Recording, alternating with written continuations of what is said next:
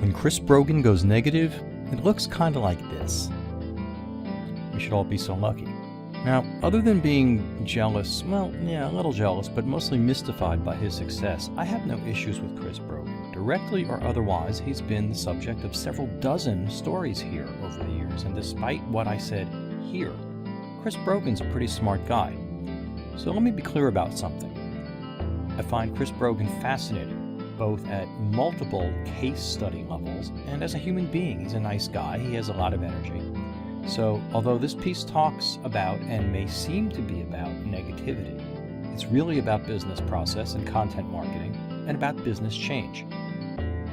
I first became familiar with Chris Brogan's work in 2009 when he and his sometimes writing partner Julian Smith were riding the wave of their New York Times best-selling book, Trust Agents. And it's a well-regarded book, and while you won't really learn anything mind-blowing from it, Trust Agents was kind of ahead of its time in espousing that you jump full force into building your social network.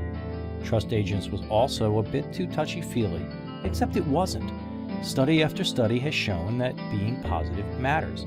Chris Brogan, Julian Smith, Gary Vaynerchuk, and others have proven to be the Norman Vincent Peales of their generation several decades later. It's all about positive energy, baby. Problem is, of course, the world doesn't work that way.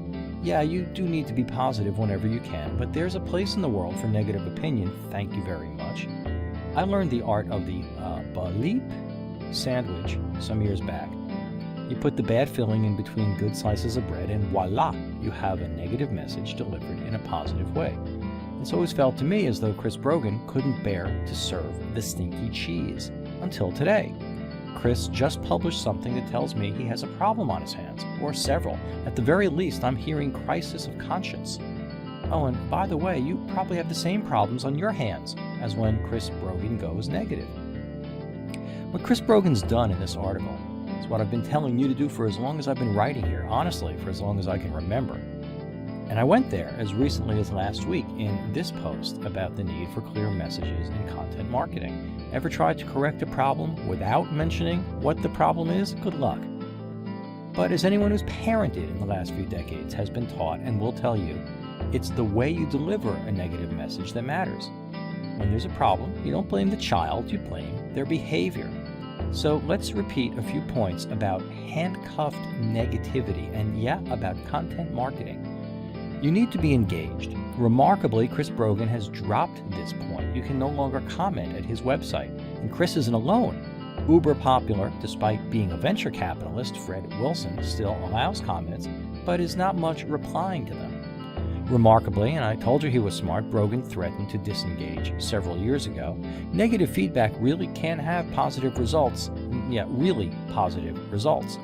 And here's the thing, it's all content marketing. The bottom line point is that we're all trying to get attention, and unless you've built a tribe as big as Chris Brogan has, you don't have the option of just churning out happy talk pap. And it turns out, neither does he. I sure wonder what happened to Chris's short-lived foray into video, though. Want to fight about it? I'm the answer guy, and I'll be back.